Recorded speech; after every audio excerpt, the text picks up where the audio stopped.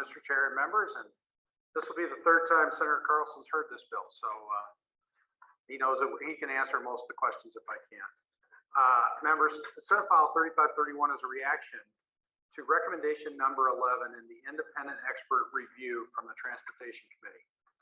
The report notes that the state needs to be able to find innovative ways, or needed to find innovative ways during the pandemic in order to keep servicing Minnesotans and maintain safety when providing driver's licenses. The report notes that when demand for tests significantly outpaces our capacity, alternative options need to be considered. And so while the expert review recommended that we allow third-party testing in for all driver's licenses, this bill simply focuses on the commercial driver's licenses. And the Department of Motor Vehicle Services is not is not opposed to this bill. Mr. Chair, I do have an amendment I'd like somebody to move, please.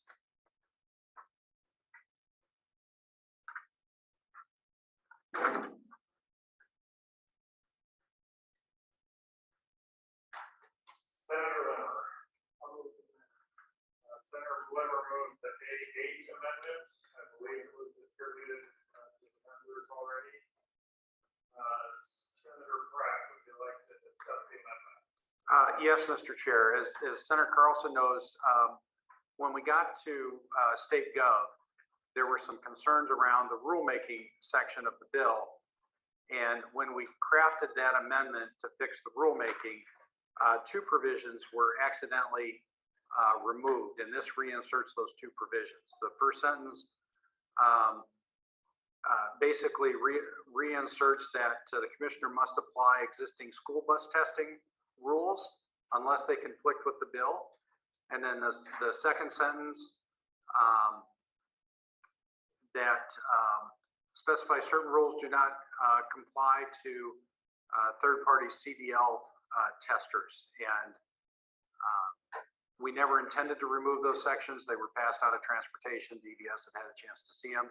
Those two provisions were just accidentally removed when we put in the amended rulemaking. Thank you, Senator Pratt. Discussion for the A8 amendment. Members, any discussion? Seeing none, all those in favor of adopting the amendment say aye. Aye. Opposed say no. Motion prevails. Senator Pratt.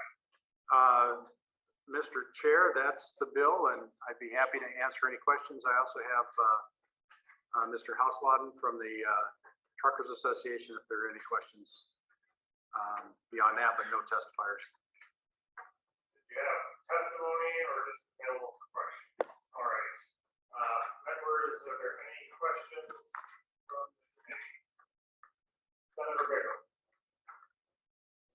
Mr. Chair, obviously we have concerns, but I was just curious. One of the concerns I've had about these bills, Senator Pratt, is if you're allowing the schools to also be the testers.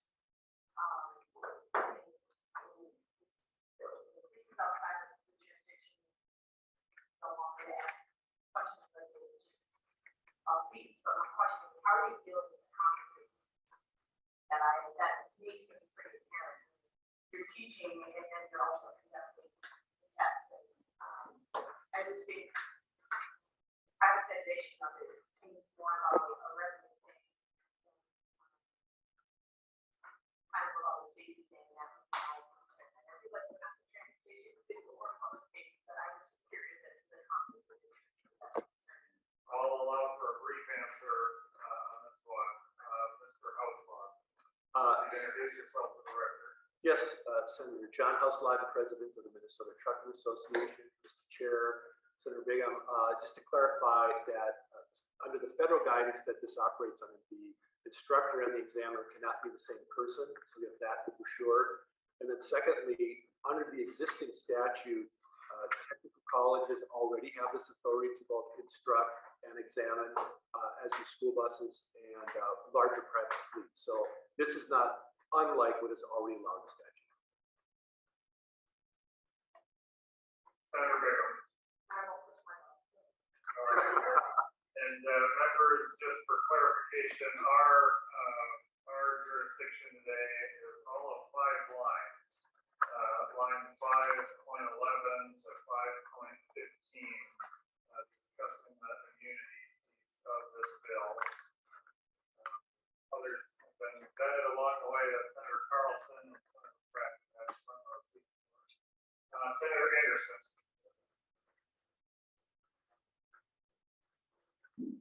Thank you, Mr. Chair.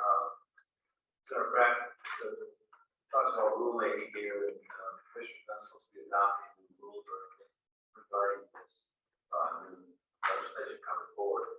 Is there going to be any other costs other than what you're asking for the CPL, or I should say for the any other costs to that? Senator Pratt. Mr. Chair and Senator Anderson, I'm not aware of any additional costs. Senator Pratt or Mr. Houseline, do you want to briefly speak to this community piece as to this something the department asked for or something that you're seeing as supportive as well in agreement?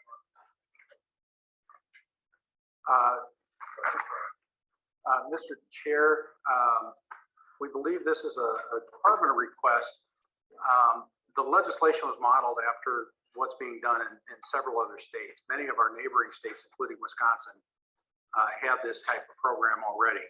And all we want to do is make sure that the department is held harmless if one of the testers fails to fully perform all the procedures, and then the department has oversight over the tester in order to remove their credentials if they find that tester is not doing it under the proper rules and procedures. So ensuring that the third-party tester is the one that bears the brunt of any wrongdoing. Correct. All right. Any further discussion? Senator Lance. Mr. Chairman, just a technical thing, I think on line 5.13, damage,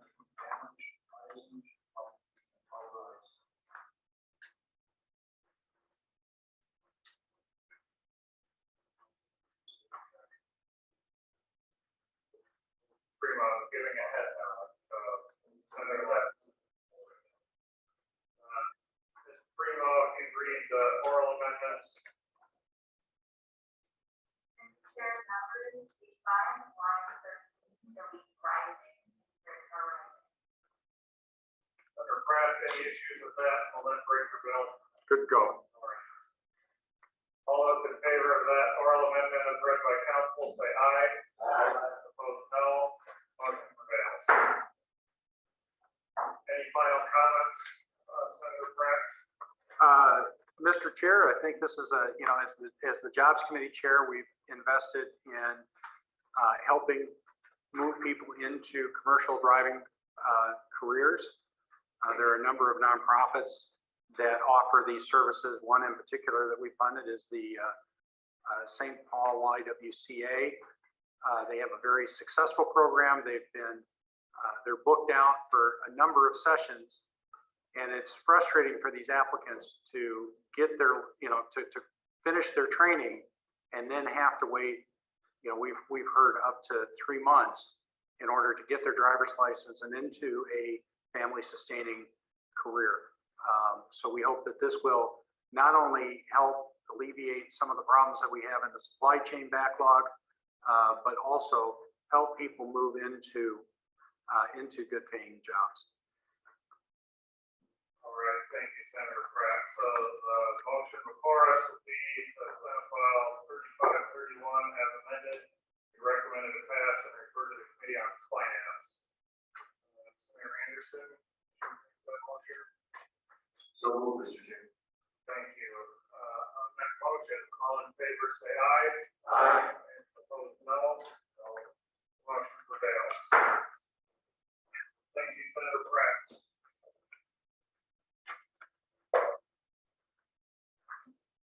We're going to change the order up to do Senator Nelson's bill next. Senate File 3364. Senator Nelson, welcome to the committee.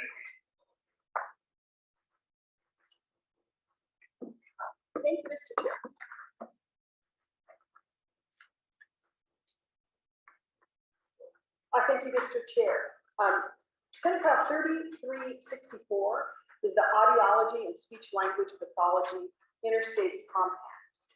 The goal is to improve public access to audiology and speech language pathology services.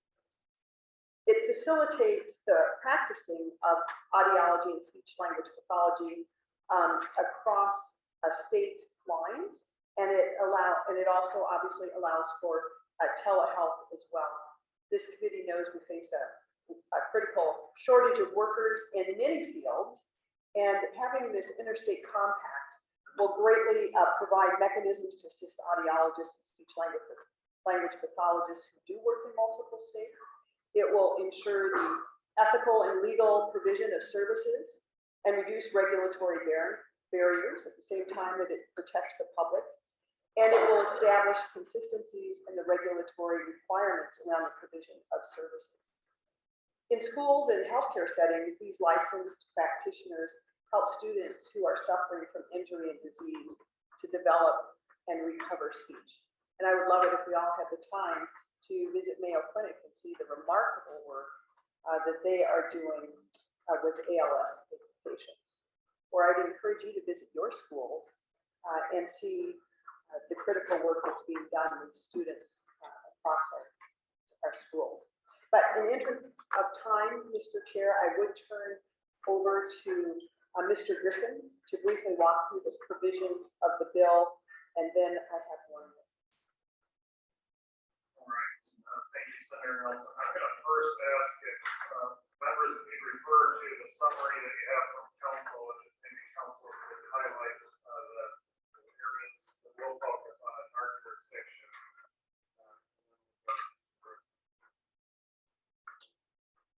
Mr. Chair and members, our jurisdiction sort of spread out throughout the bill. There is a summary in the package, which I suggest that will line the effects of it, summarize that. There are references to each and line numbers as well for your affected data, operation requirements, public commission, and as well as some provisions that we can establish. Thank you. If there are specific questions. Thank you, Ms. Primo. So Mr. Griffin, welcome to the committee. If you would identify yourself for the record and then begin when you're ready. Thank you, Mr. Chairman and members of the committee. My name is Phil Griffin. I'm a lobbyist with Ywca Consulting representing the Minnesota Speech Language Hearing Association. If I could ask, Mr. Chairman, we could turn to our legislative chair, Mr. Jeremy Brown, who's online via Zoom, and have him just give you a quick overview of the bill and the reasons for it, and then I'll come back. All right, Mr. Braun, I believe you're online. There we are. Welcome to the committee. If you would identify yourself for the record, and then feel free to begin. Thank you, Chairman. My name is Jeremy Brown. I'm a speech language pathologist. You are not, your audio is not coming. Oh, it's showing that it's working on this end. So can you hear me? Okay. Perhaps you could try logging off and logging back in again, and I'll go back to perhaps in the meantime. Thank you, Mr. Chairman, members. My apologies. And I was speaking with Mr. Brown via the computer here and texting. He was having trouble hearing us, so he asked if we could speak a little louder. And for me, that's not a problem. Mr. Chairman, members, the provisions of Senate File 3372, I direct your attention rather to some limited areas.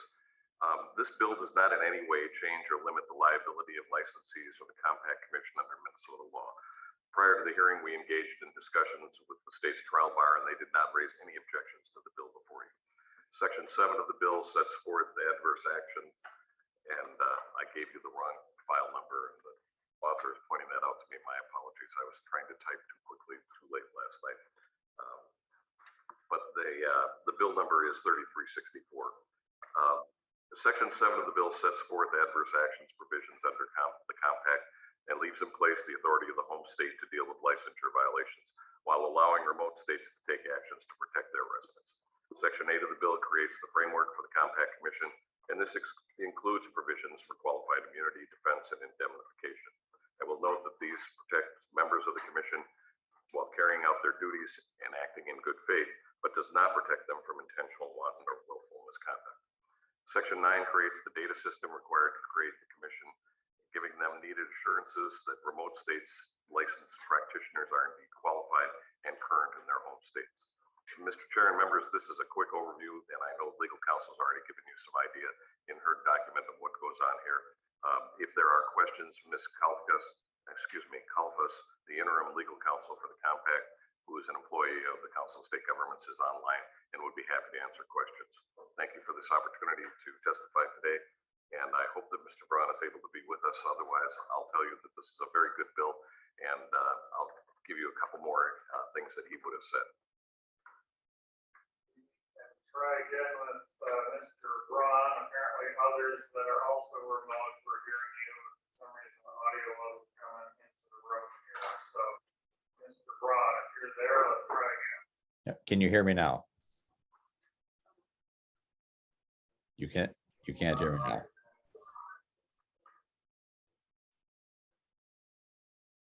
Can others online hear me? Give me a wave. Okay. Mr. Chairman, I know that the committee is, staff is going to try one quick thing here.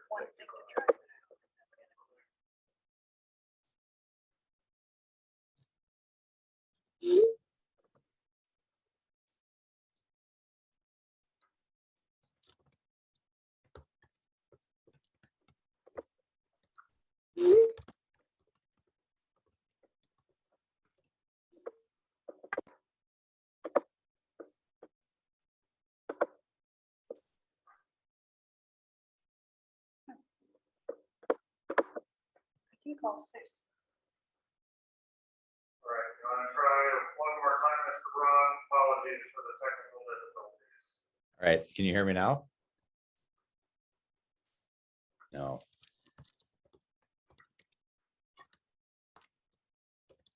So there's apparently an audio problem in our committee room here.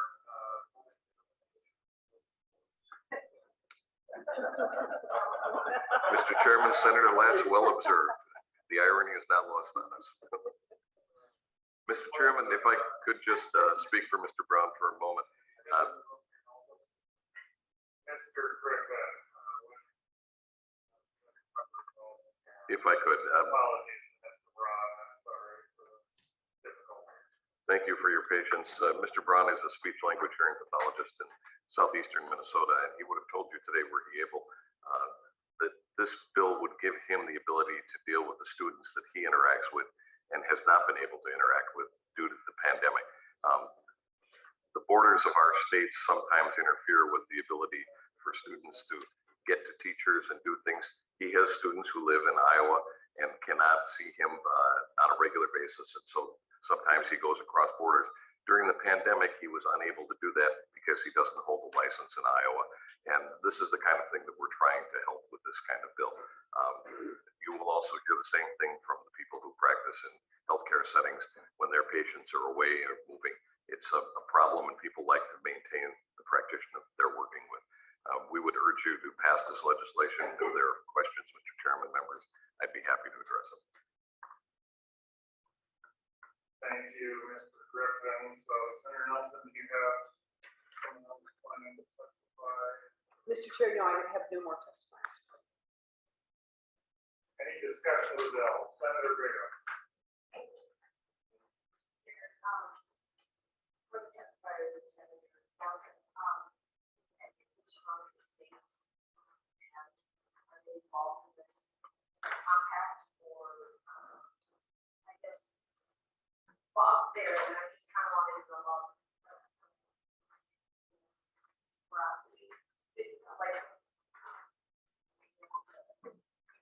Are you talking about reciprocity? That's the word. Mr. Griffin. Mr. Chairman, members, Ms. Kalfas is on the line and can give you the exact numbers. I believe we have 8 states currently across the country that are participating in the compact. Our goal, like many compacts that I've worked on, is to start and get everybody involved across the 50 states, but it does take a while.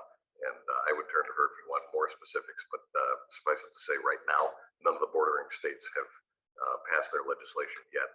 This compact was just formed a couple of years ago. So we can try to go to help us. We'll see if remote audio problems are for everyone in our room or not. Let's give it a shot. Welcome to the committee. Thank you, Mr. Chair. Can you hear me? No, it must be a problem here in the room. I apologize. We've contacted the Senate Information Services to see if they can offer any assistance. Senator Bagel. Exhibit 17.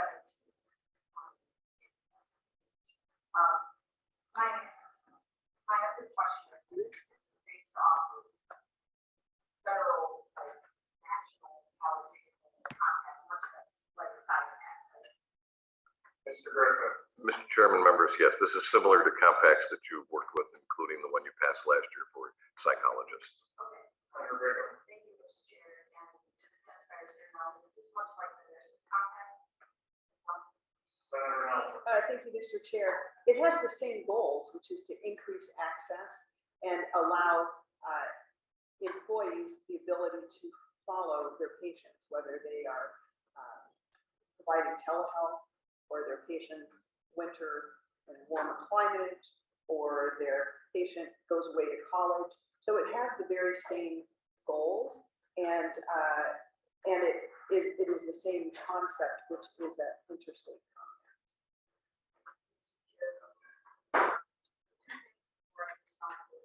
Senator Bagel. One is I've been learning about my staff that no one can hear us and hear. So there's a problem or not going to transfer. But so I'm glad this is coming through here. We're going to have the same similar bill. I will point out in the spirit of transparency that this compact did not come through. You could ask for it. These are similar. You should be treating this. This, the goal of these, and as somebody that I have hearing impairment, I wear hearing aids, so this is hearing near my heart, but like being able to have that complicated care is important for our patients. But I will just say, I'm not going to use it, but also the continuity of practice that we build here in the legislature to have ensured that policies are the same when we're having similar compacts coming through is important. It's important that it is happening.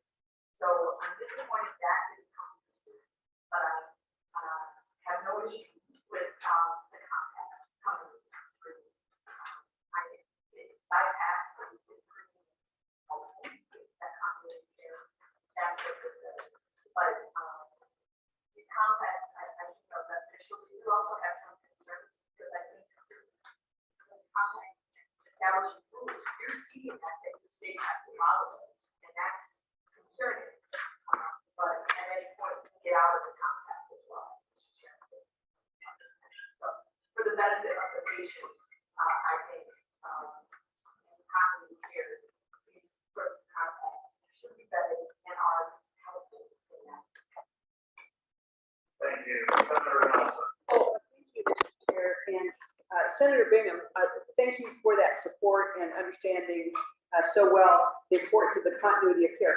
Just to provide some comfort to you, I would encourage you to look at page 2, line 1 and 2, and I'll just read the full sentence for you. The compact preserves the regulatory authority of states to protect public health and safety through the current system of state licensure, and that will remain.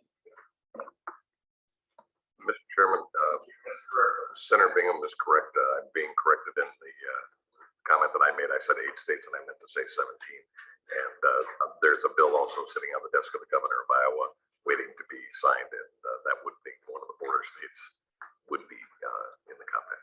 All right, thank you. Next up, Senator Limmer. Thank you, Chairman. I have a question for the council. Page 1, line 9. I have a question for council.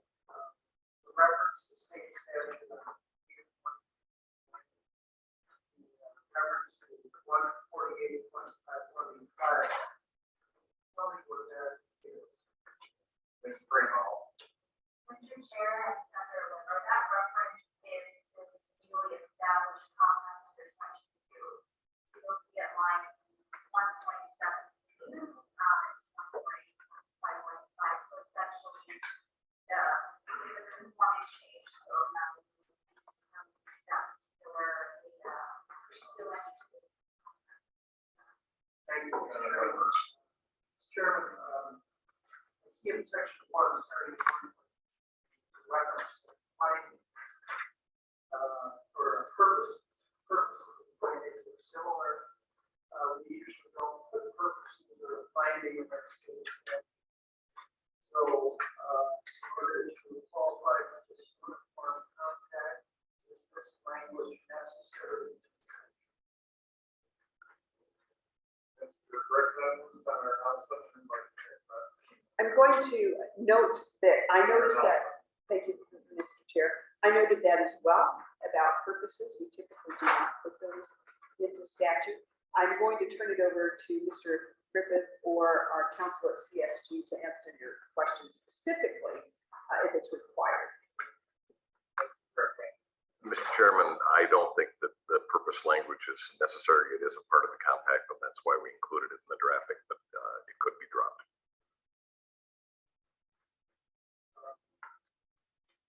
Senator Limmer.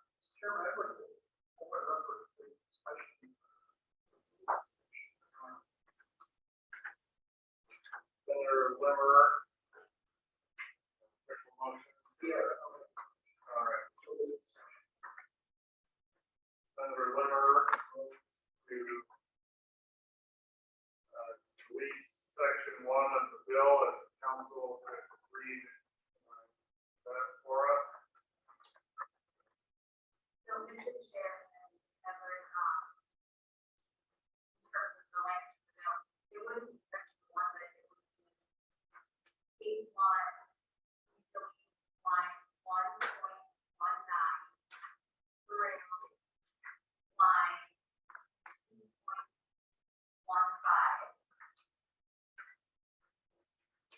Also include a direction, the council to make technical changes, because you'll notice that then at 2.16 is the section. So we can do it a common draft will be the internal process. Thank you. And Ms. Primo, do you have information to speak to the purpose section in the compact as a whole? Mr. Chair and members, I've seen several of these contacts, and generally they follow a very similar structure where they also have the sort of purpose language. The psychologist contact, which passed last year, also have this language. So it's just a product of the forming and drafting the model legislation. And that's sort of the history of how Do you have an opinion as to whether dropping that section was out of line with the compact as a whole? Mr. Chair and members, because it is a purpose statement,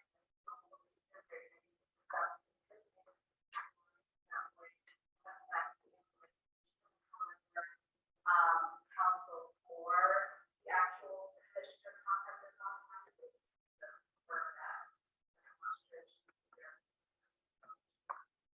Senator Nelson, unfortunately, we've not been able to get remote testifiers audio work in the room, but we'll try to communicate as best we can. Senator Nelson. Thank you, Mr. Chair. We will do our best to track down that answer while we're, through texting here. But I do want to mention one thing, Mr. Chair. I understand that we usually do not do purpose statements, although we have made exceptions for compact, so maybe there's a reason to make an exception for this compact. But my only concern is on, I think there's some very important language on line 2.1 through 2.2, and that is what I shared with Senator Bingham.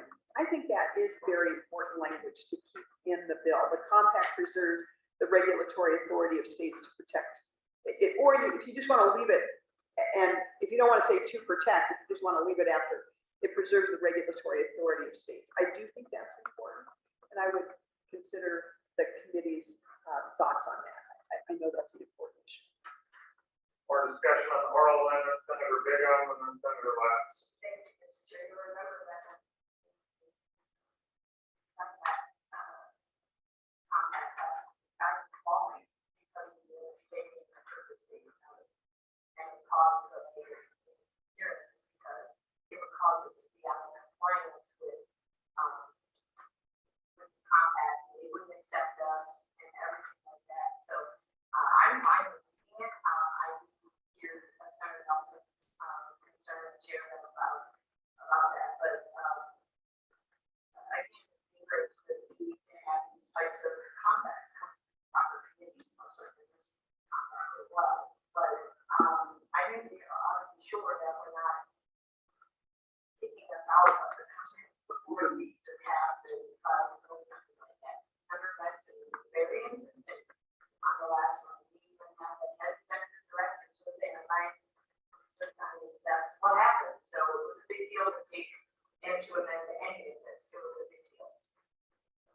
Senator Lax. Mr. Chairman and members, yes, that's Joe, Executive Director of the Council, so then, right? I took specious arguments in support of keeping the purpose statement of the bill. It has no force of effective law whatsoever, essentially political statement.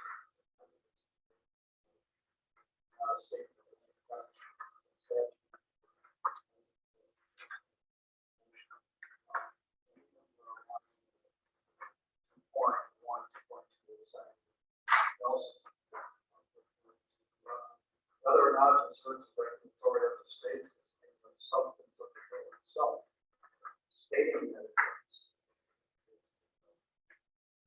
political argument, I don't think the majority policy passed the bill, but it's not a nothing to do with what forcing that law. I think it's got to go to section.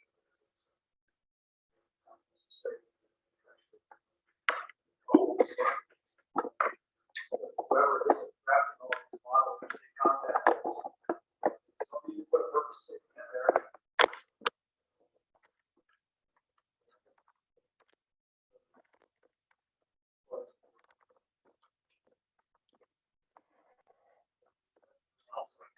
Thank you. We do have an answer, and I will read this to you from the CSG, Ms. Caleb. We prefer to keep it regarding this purpose language. We prefer to keep it, but we do not have to. You are correct. The purpose has no teeth. It's aspirational also. All right, thank you, Senator Nelson.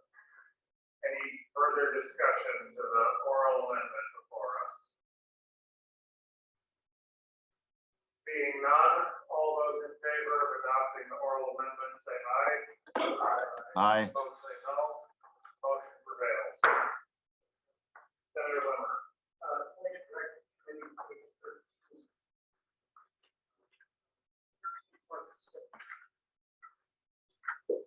There's a list of hours and duties starting with 12.3.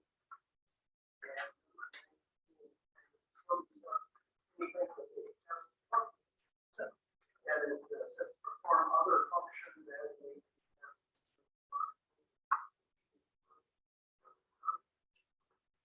So that's either really general. Apparently the size is necessary. So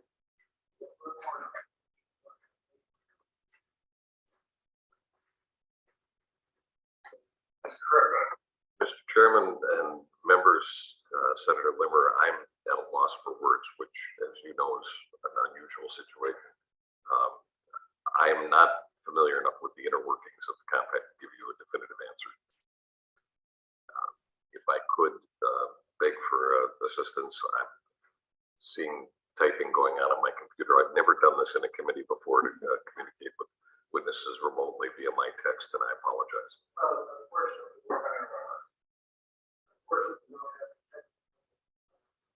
Oh, can you hear me?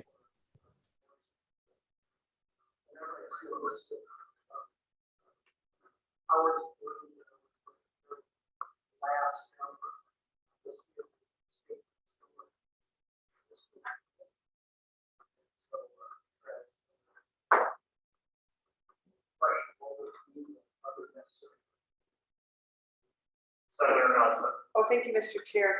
Well, Senator Limmer, I can't exactly answer your question, but I can tell you that we do know it would be consistent with state regulation of auditory and speech language pathology licensure and practice. So while we don't know exactly what that is, in line 3.7 and 3.8, it does tell us that it must be consistent with our state regulation. So I hope that provides some guardrails. It could be nothing that is not, it could not be anything inconsistent with our state regulation.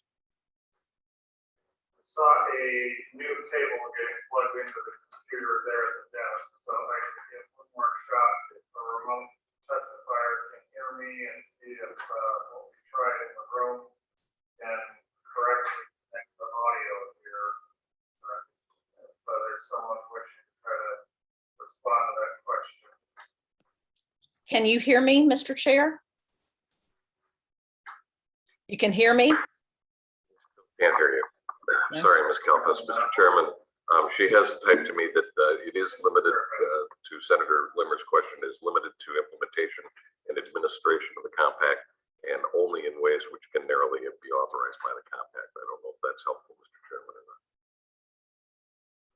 Senator Limmer. Mr. Chairman, I think Senator Lass would agree with me. It's the reasonable man principle. Senator Lass.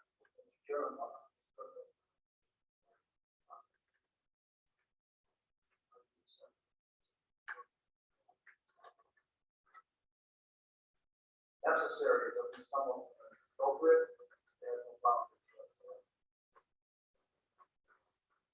And Mr. Chairman, Senator Letts, if I might, I just would point out that we are not changing the scope of practice in Minnesota. That remains untouched. This is strictly for the work that is being done within the compact commission. Rest of the phrase of being consistent with state regulation. Correctly state that in your mind, Mr. Griffin.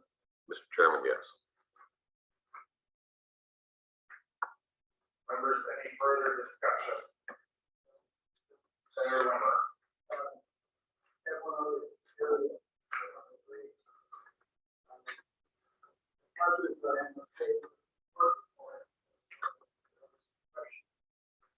And I have a very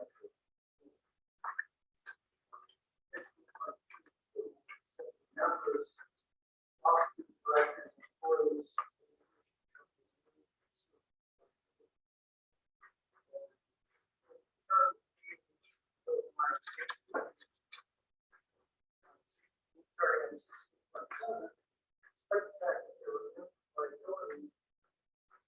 States commission shall defend any member officer civil action. Seek to be liability arising out of the act. So is that a contradiction? One paragraph. Mr. Chair, Senator Nelson. I would like to call next another testifier who could answer that. All right. Mr. Carlson. Mr. Carlson, welcome to the committee.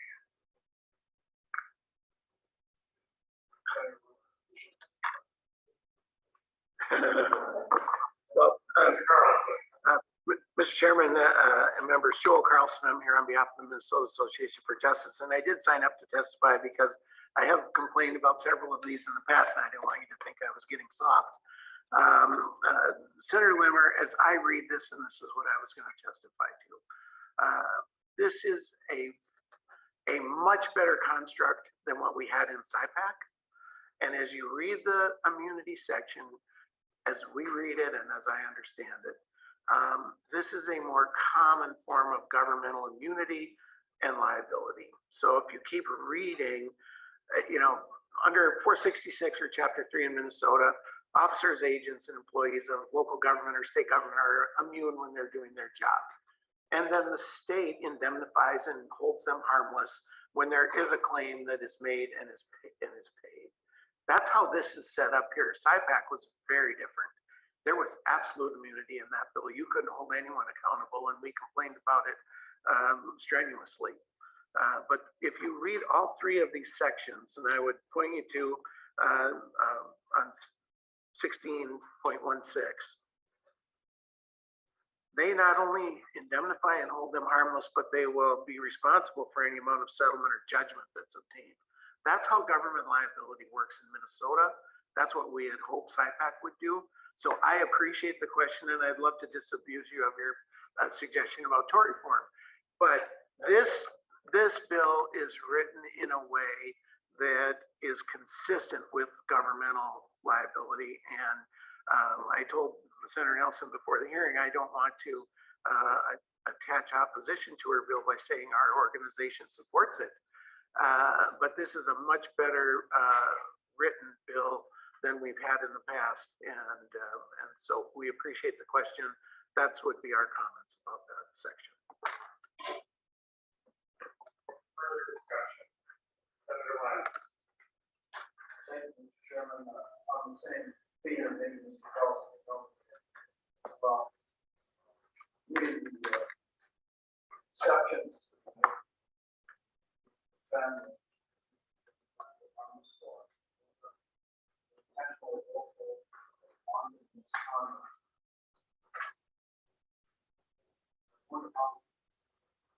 Sounds like it would be.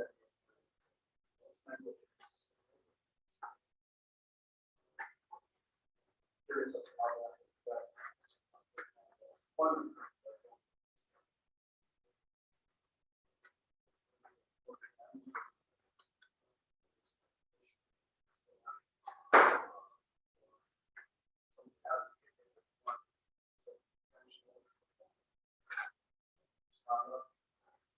Also a question of how it affects unauthorized access.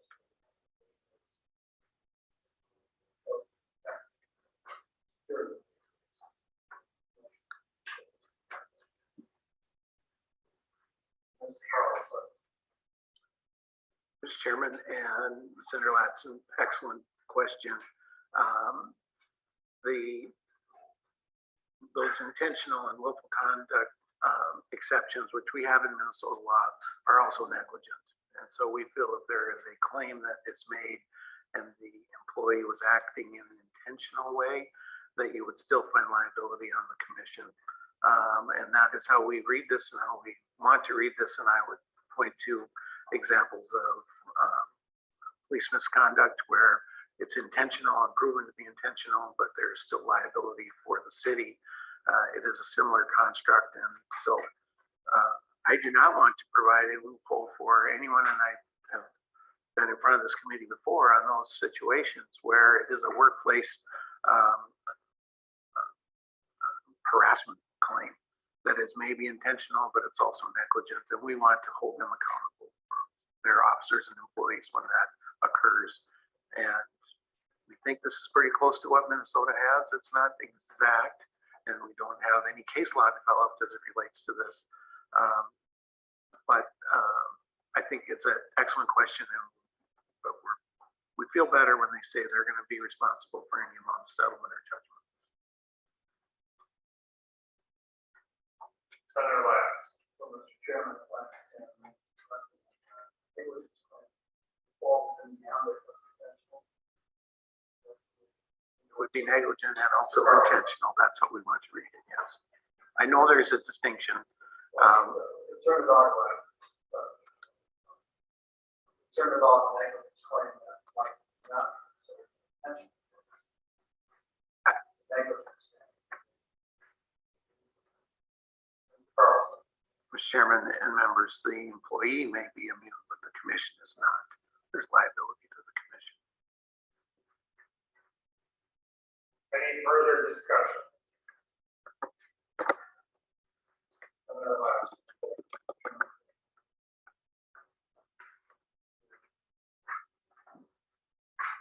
Page 19. Mediation of finding.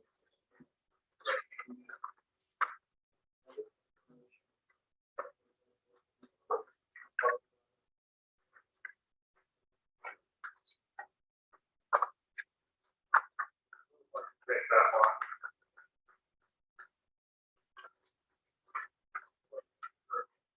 What line? 19. Mr. Chairman, Senator Latz, I might just go back to your previous question and say that it's our goal in this legislation to confer no less immunity than the state of Minnesota currently has. And we believe this language does that. The question on who's covered by mediation is member states and the commissioners only.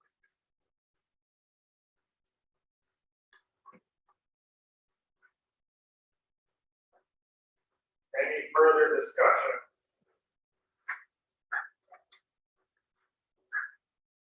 Being none.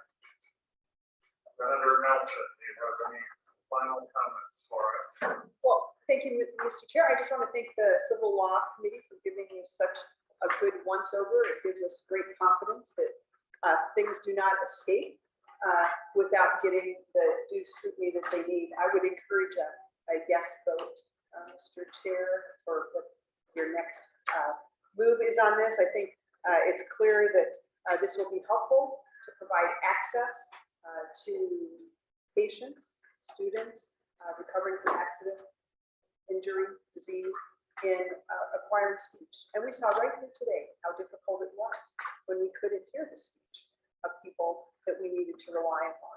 So I would encourage a yes vote, or however you plan to proceed. I'm not sure what the path is on this bill, Mr. Chair. Senator Nelson, my understanding is it's going to the state government committee. So the motion before us will be that Senate File 3364 as amended be recommended to pass and refer to the state government committee. Make the motion. So, Thank you. All those in favor of that motion say aye. aye. Opposed say no. The motion prevails. Thank you, Senator Nelson.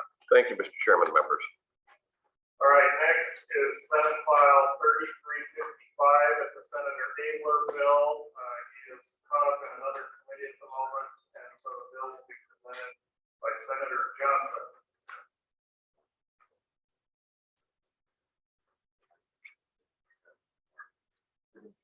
Okay. All right. Senator I'll Johnson, take on that. the committee. Thank you, Mr. Chair. I understand that we're tight on time, so I'll compress this conversation to a little bit tighter time frame as we talk about this dense subject of compacts. Mr. Chair, I do know that Senate File 3355 does have one formal amendment, but I have a sneaking suspicion we're going to have another one coming up here as we begin the conversation. So with that, I did agree to take this over from Senator Abler as he was occupied in another committee right now. So I will not add to the conversation, but I will instead ask that you recognize the testifiers today in discussing this. Senator Johnson, do you want to do the A1 amendment first? Or We certainly can. Senator Johnson moves the A1 amendment. Pretty simple. I think it's very, very self-descriptive there. So changing the conjunction. Before and insert and discussion to the A1 amendment. Seeing none, all in favor say aye. Aye. Opposed, no. Motion prevails. So to the testifier, are you Mr. Heigl? Yeah. All right. Welcome to the committee. Please identify yourself to the record and then begin. Sure. Chair Matthews, members of the Senate Civil Law Committee, my name is Dr. Tom Heigl. I'm an assistant professor at the Hazelden Betty Ford Graduate School of Addiction Studies. We train the next generation of mental health and substance use disorder counselors.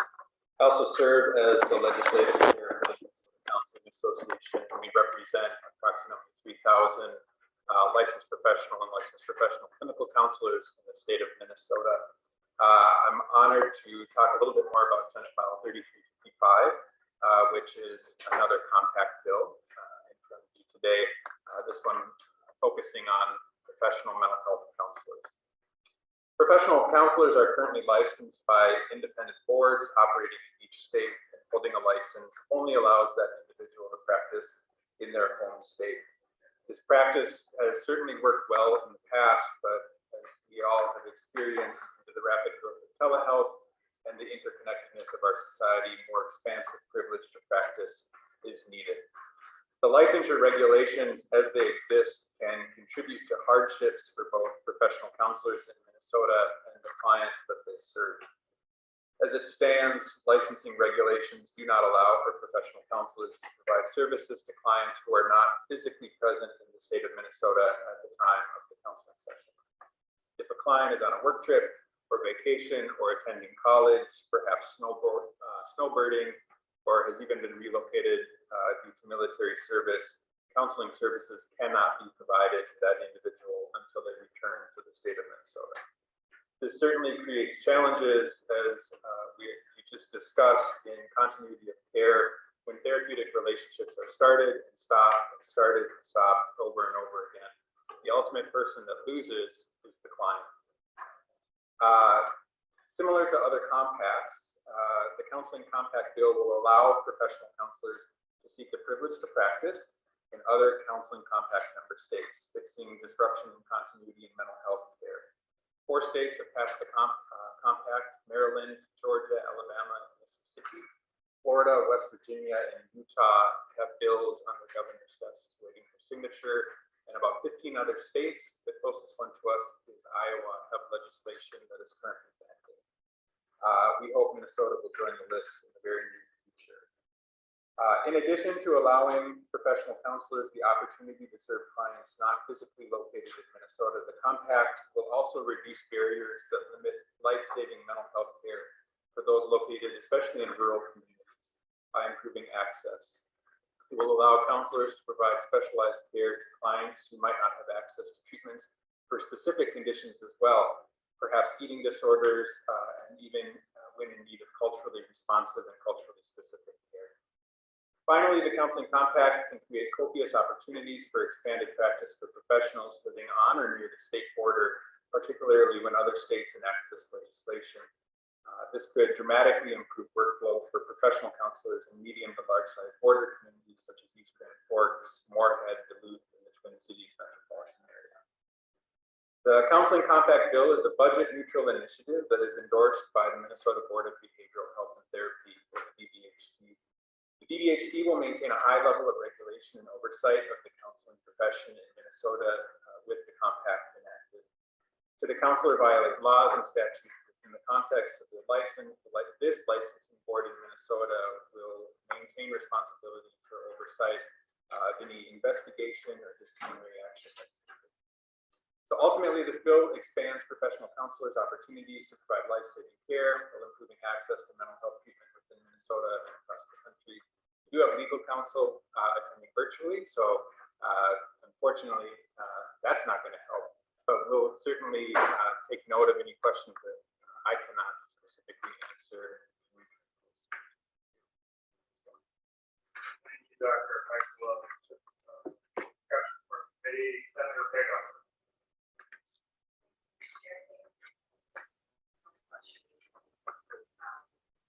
So I think we're going to go back to the same statement.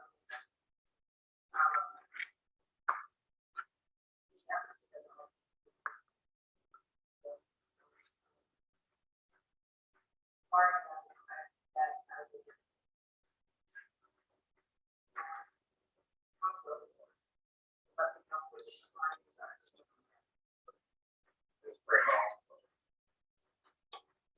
Chair and members, each line, and state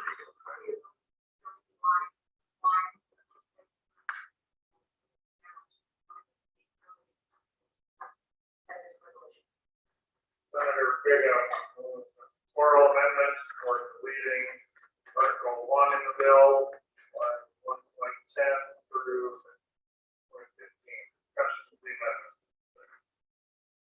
Senator Anderson. Yes, I'm going to get some more of these.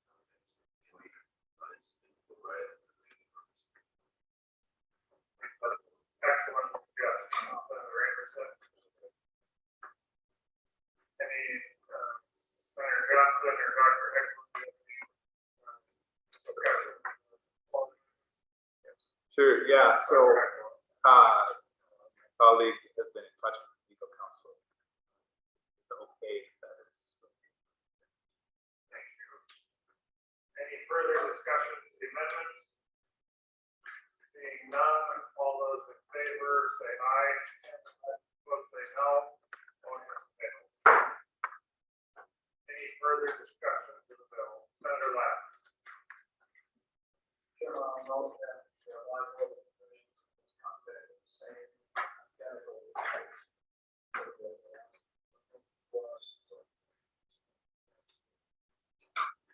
Part of the resolution provision on page 21.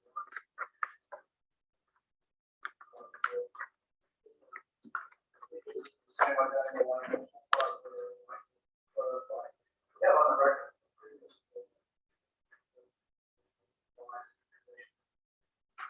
Number state.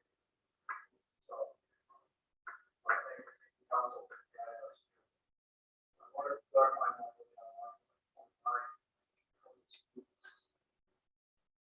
such.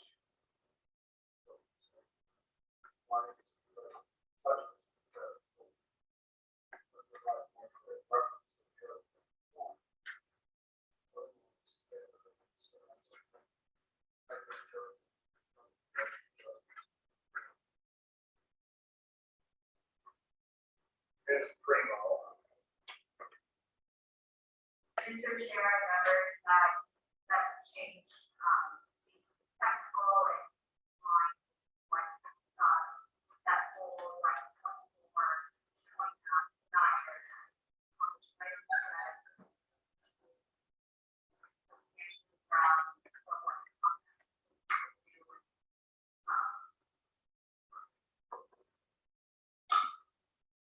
Senator Lass.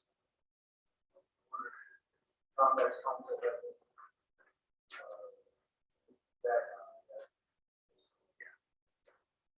Dr. Heckler. Yeah, he received a text that says it's probably okay.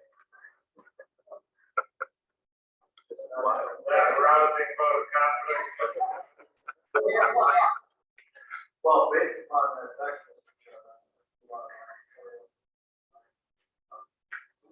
part of the disputes.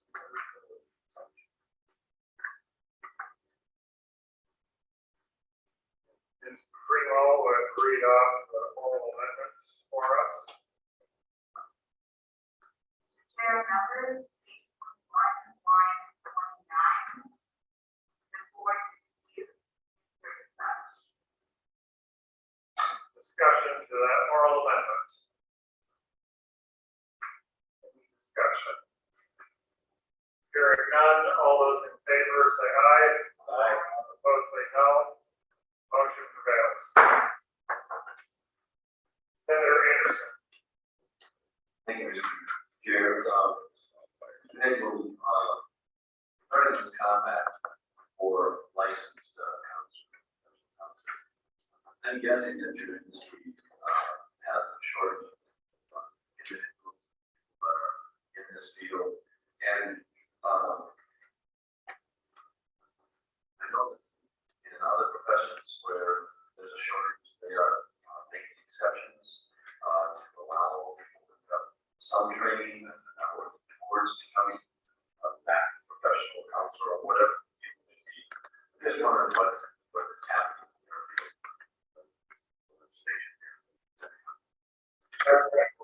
Yeah, I would love to answer that question. Thank you for that. What I can share is there is not exceptions being made to allow people to enter the field more quickly than is necessary to develop the appropriate training and awareness to serve as a professional counselor. Most licensure boards require specific education requirements set forth by an accreditation body called the Council for Counseling, Education, and Council for Accreditation of Counseling and Related Educational Programs, and licensure boards follow those specific standards when considering granting a license. So there's no deviation there. I have a colleague where I work, and her role is to look at all of the licensure requirements in every single state and make sure that our curriculum aligns with those licensure requirements. And at every single state, I look at these lists with her, are thorough, with specific needs and expectations regarding the education piece, but also the professional practice, practicum and internship that is needed to develop the skills and abilities. So there's no shortcuts being taken in this work whatsoever. Senator Anderson. I hope that you're stick to that, not be shortchanged. The reason I bring it up is because I know in our school districts, my areas that I represent, they're begging for teachers, but they're also begging for substitute teachers.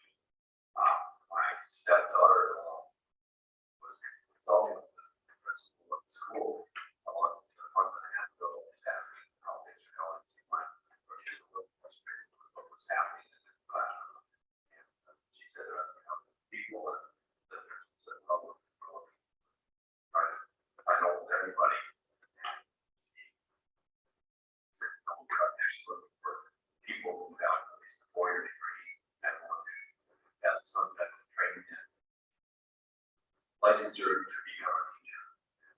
She can have a 4-year degree in business, even though some of her classes were basically could be lined up with teaching. And they called her last week and said, "Are you interested in becoming a substitute teacher?" And she's been teaching now 4 days without even really putting in an application to do this. But they are so tired. So I'm just asking the same question of her profession because I see it not only in the situation with teaching, but also in this situation. Thank you. Thank you. Senator Lumber. Thank you, Chair. For our education, where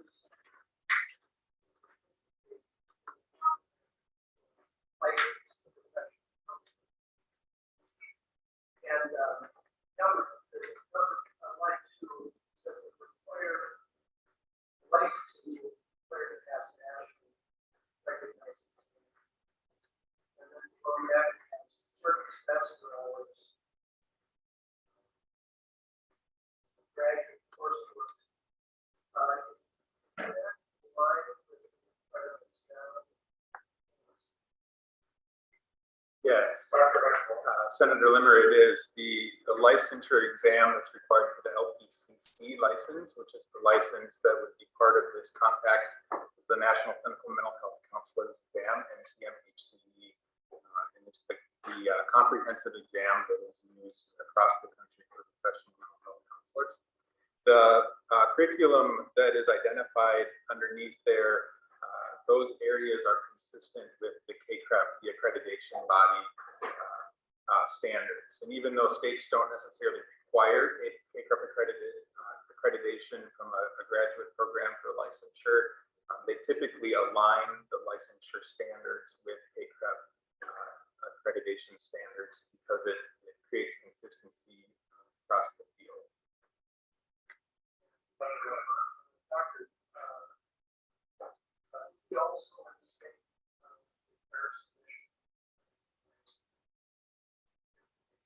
Dr. Heckel. Yes, yes. Any further discussion on the bill? Any further discussion? Seeing none, a couple more testifiers.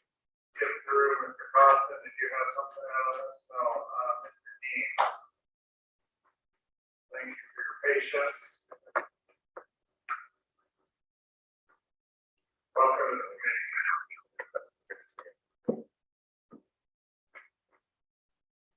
Good afternoon, Chair Matthews and members.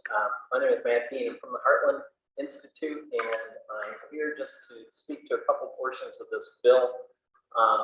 Number one, I think most of the portions of the bill were covered that I was going to cover by the earlier testifier. One thing I just want to point out, this compact is a little bit different in that this is triggered by the 10th state that enacts it.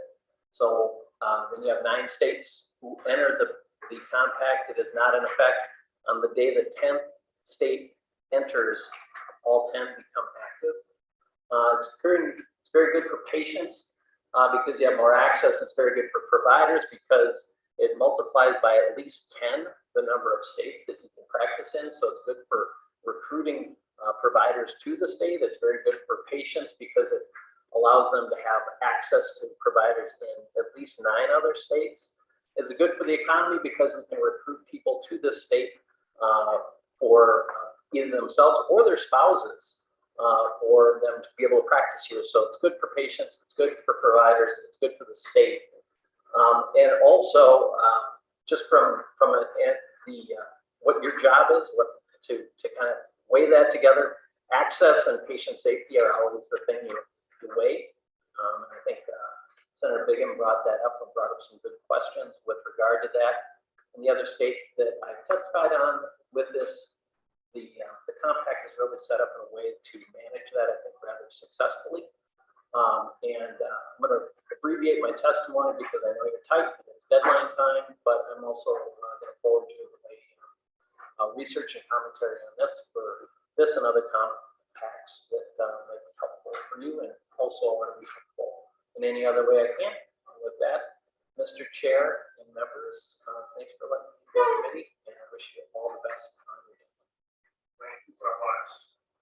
Any final discussion from the committee? Senator Johnson, any final comments? Senator Johnson, any final comments? No, Mr. Chair, I think it's all been said, so appreciate the time. All right. With that, Senator Johnson moves that Senate File 3355 as amended be recommended to pass and referred to the Committee on State Government. All those in favor of that motion, say aye. Aye. Opposed, no.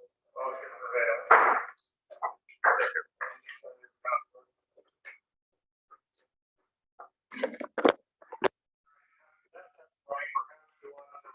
Structured settlements and contracts here today.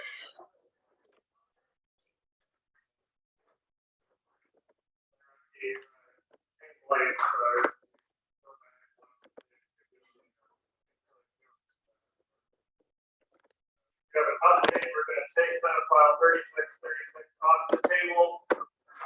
And Senator Utke, I believe you have an update for the work that you've done with the stakeholders and amendments going forward. So, Yep. Thank you, Mr. Chair. And speaking of compacts, I have a committee that deals with a lot of compacts. So I could bring you a lot of good stuff. But, back to the bill at hand and what we're at. So, yes, Mr. Chair, last week we did a lot of discussion around a bill with number 3463 Senate file, and then we also had Senate file 36. Today, I would like to have you offer the A1 delete all amendment to Senate file 3636, and that will get the bill in the form we would like. And if you want me to speak to it after you introduce it, I can do that too. thank you, Senator Vega.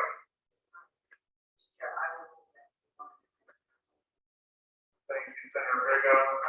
To the A1 amendment, Senator Utke. Thank you, Mr. Chair. And I'll start out with the high level. I've got some more notes, but I don't know after the day you've had how far you want me to go into this. So members, the A1 delete all amendment that we just moved to bring before you. This amendment moves the heart of Senate File 3463 that we spent a lot of time talking about last week into this amendment, plus some additions. We took into account what was brought up through conversations with you, the members, and a couple items in the 3636 bill. So we've combined everything to a point where we believe all the stakeholders, you as the members that ask questions would be satisfied with what's in this bill. So in addition, the amendment contains address the concerns by you as the members, and also those that were brought up by the testifiers in last week's hearing.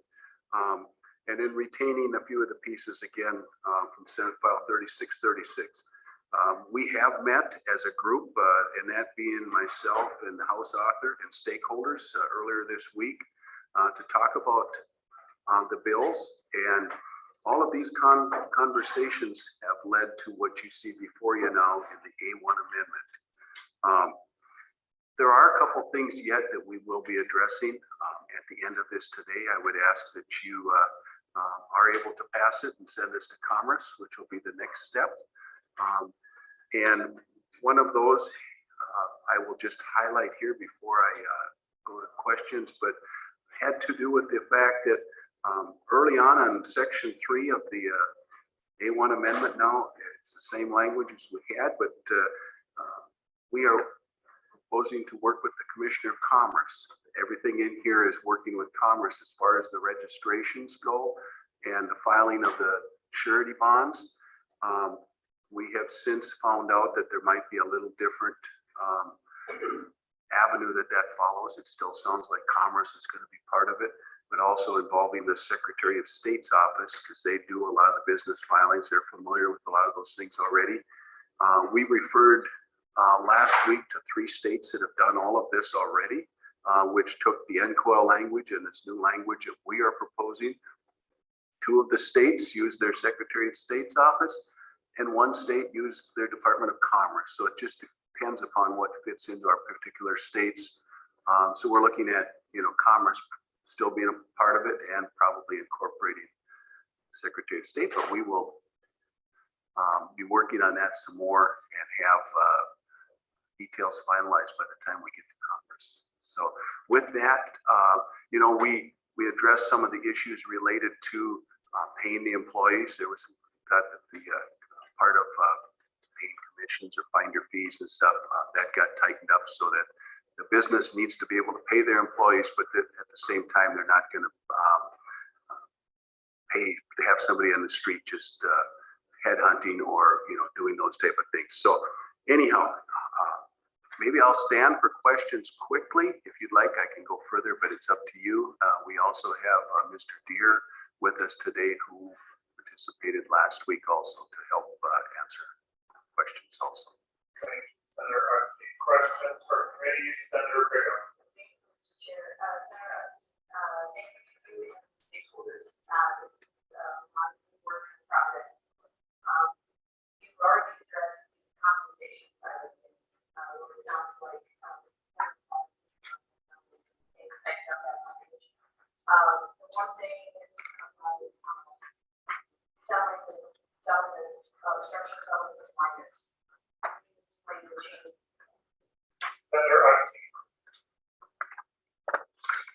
Thank you, Mr. Chair and Senator Bingham, and I'm just looking for the quick notes because I know that that was definitely something we did. It was so that it's, I jump around and I shouldn't do that. I'm just looking here, part of it was, pardon me, Mr. Chair, where did you? On page 13 of the A1 amendment. You know what, you are correct, because I had.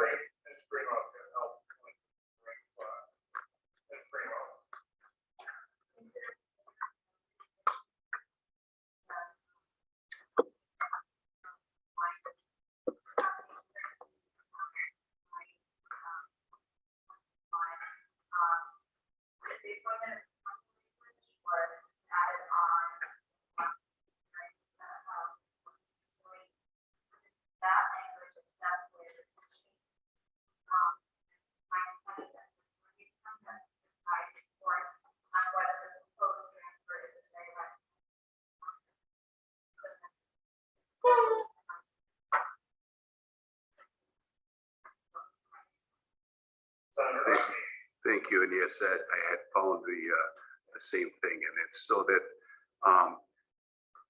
if minors are involved in a sale, and of course we had the guardrails that first you had your parent or guardian that had to be involved, and we also had attorneys, and the court had to approve it. But this also that makes note that it's a direct benefit to the minor, so that those parents or guardians, or they don't get together and decide that in addition to the house or something that would be unrelated to the benefit of that minor, they can't do that. If there is something that is directly needed by the minor or a benefit to them, then it goes through, and we've got the other guardrails that are in place so that they just can't, do something to take the money and blow it and use it inappropriately. So I think the guardrails that we've incorporated into this language now addressed those concerns last week, so that we don't want to shut it off, because last week there was a couple of examples of why they would propose to get into the settlement, but we want to make sure that they're very legit, and then again, that they benefit the minor. Any further questions from the committee? Senator Latz.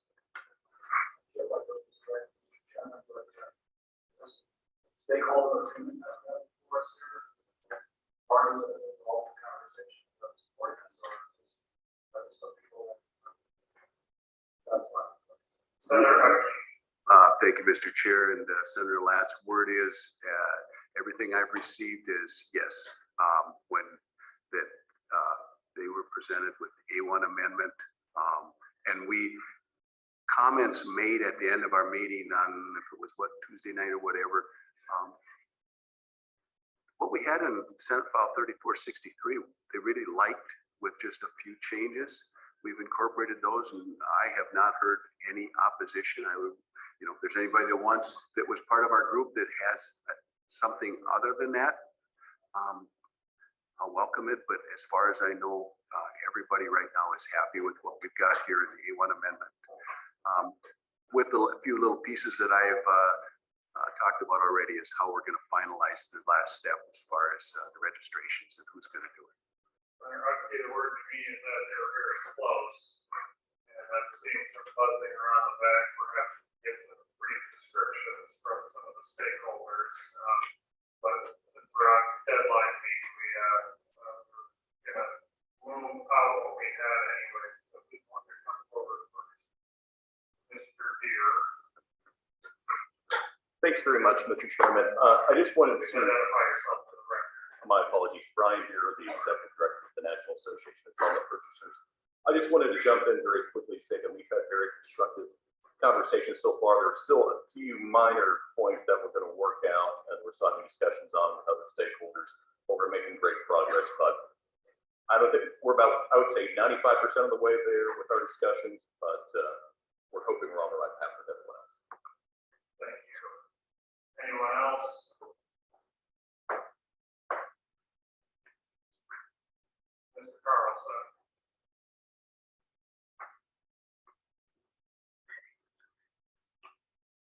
Mr. Chairman, Joel Carlson, Minnesota Association for Justice. I would echo those comments.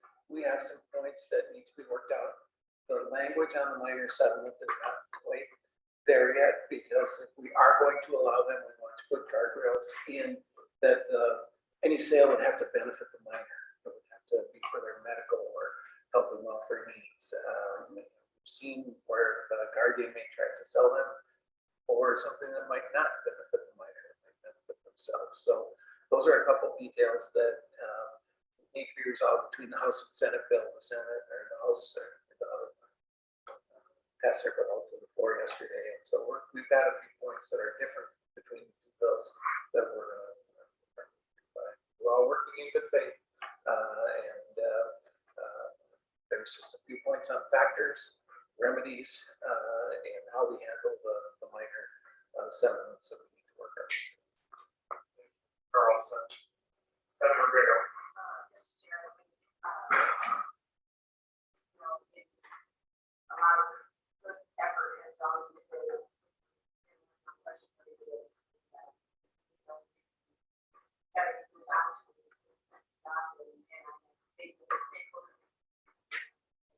That will get there.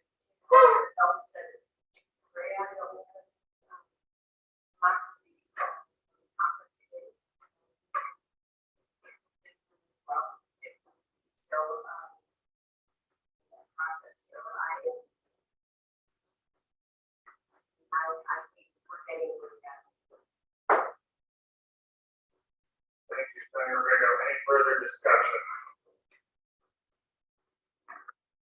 Still have the A1 amendment before us.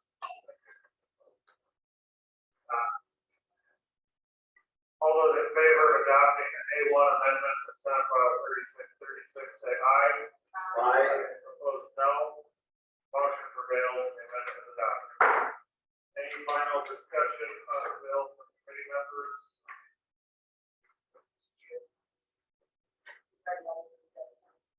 Senator Utke, do you have any final comments? Thank you, Mr. Chair. I think we've had a lot of conversation and testimony on this already. I just appreciate what you guys have done. The only comment I didn't make earlier, now that the A1 is passed, I should have mentioned that we adopted the A3 amendment last week. It's all inclusive in this A1 delete all, so it's all been brought together. So with that, thank you, Mr. Chair. Thank you, Senator. Senator Baker.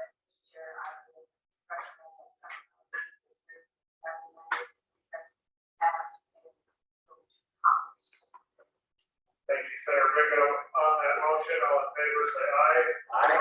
Opposed, no. Motion prevails and the bill is passed. Thank you, Senator Utke, and thank you to everyone that's been working on this bill. Thank you, Mr. Chair. With no further business before the agenda, we now stand adjourned.